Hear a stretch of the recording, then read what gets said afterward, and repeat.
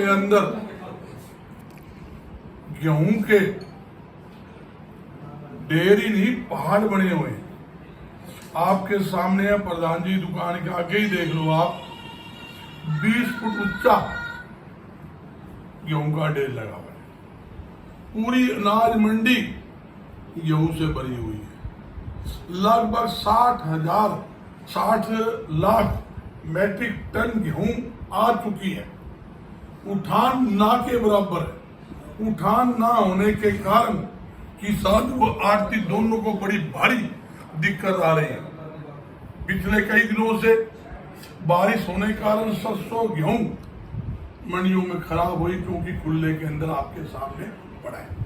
मंडियों के बाहर भी गेहूं पड़ा है, खेतों में गेहूं पड़ा है, जिसके कारण गेहूं भी खराब हुई, सरसों भी खराब हुई। और मौसम विभाग आपके सामने बोल रहा है 26 में 27 2 तारीख 2 दिन हरियाणा में भारी बारिश आने की आशंका मौसम विभाग द्वारा दिखाई गई है।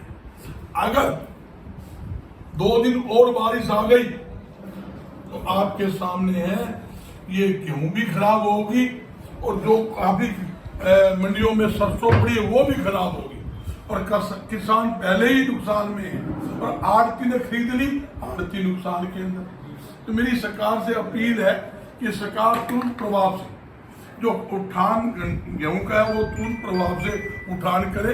यहाँ तक सरकार ने 72 घंटे के अंदर गेहूं का उठान, खरीद, भुगतान करने का दावा जो किया है वो पूरी तरह से फेल है। आपके सामने चेक कर लीजिए। 1 अप्रैल से गेहूं की सरकारी खरीद मंडियों में शुरू हुई, आज 25 तारीख हो गई, अब तक आपके सामने उठान नहीं हुआ। ये सरकार क्या चाहती है? सरकार चाहती है सरकारी मंडियां बंद हो जाए, प्राइवेट मंडियां जो है, प्राइवेट मंडियां चालू हो, ताकि बड़े बड़े घरानों को इसका लाभ मिले।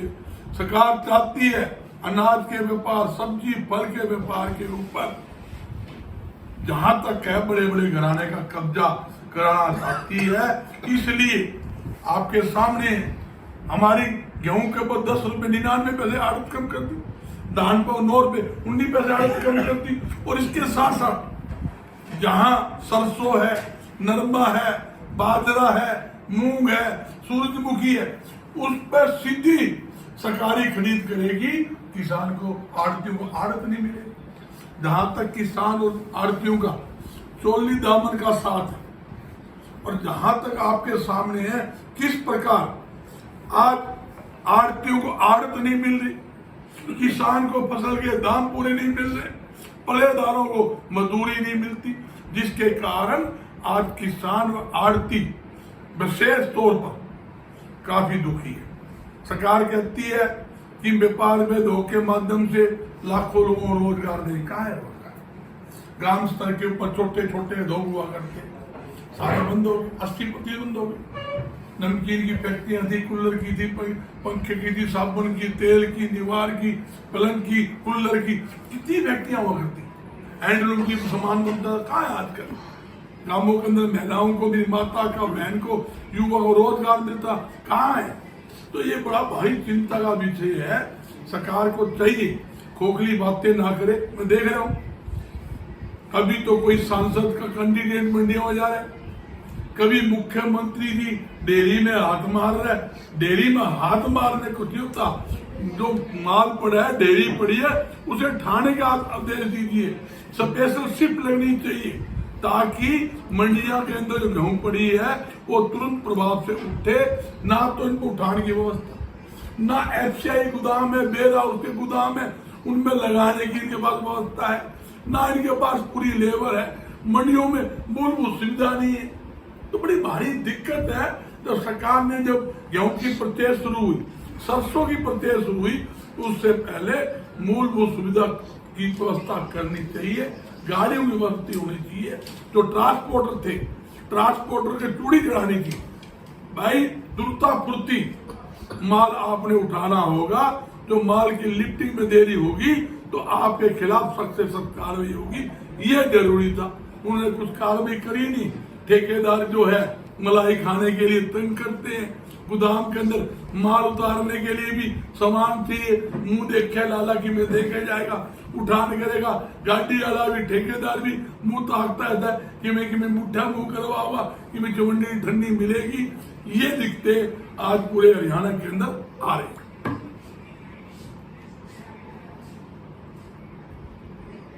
कोई मोटी बात पूछ रही हूं मैं, मंडी की बात सारी बता दी।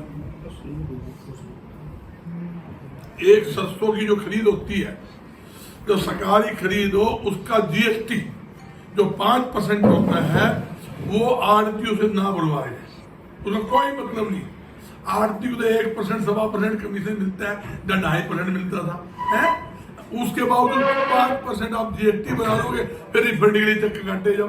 ये गलत नियम है। जो भी सरसों की परचेज होती है, कच्चा आड़ती को लेने देना होता ही नहीं, वो तो एक बिलिंग माध्यम है। तो 5% जो जीएसटी बनाने का सिस्टम है, सरकारी एजेंसी से ही लिया जाए और उन्हीं को वही सिस्टम बनाया, आड़तियों बीच में से निकालने का जो वो काम सरकार को करना चाहिए। ये जरूरी है। मंडियों की व्यवस्था के लिए सुचारू रूप से सरकार को कदम उठाने की जरूरत है और भविष्य के अंदर ऐसी तकलीफ ना आए, ये जरूरी है। और एक बात घटती की है, गेहूं घटती के नाम पर आड़तियों को तंग करते हैं, आड़ती के पैसे काटते हैं। जब गेहूं सरकार की एजेंसी ने खरीद ली, गेहूं बन गई सरकारी एजेंसियों की, सरसों बन गई सरकारी एजेंसी की। अगर कोई घटती आती है, घटती का पैसा या तो सरकारी खरीद एजेंसी से काटा जाए, या जो लेट हुआ है ठेकेदार ने लिफ्टिंग लेट की है, ठेकेदार से जो इसकी रिकवरी की जाए, ना कि आड़ती से की जाए। ये जरूरी है।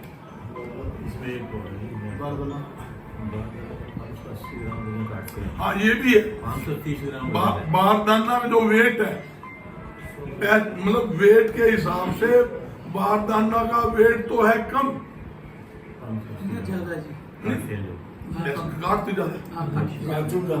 कागजों में ज्यादा है, वैसे कम है। हमारे उसमें नुकसान है।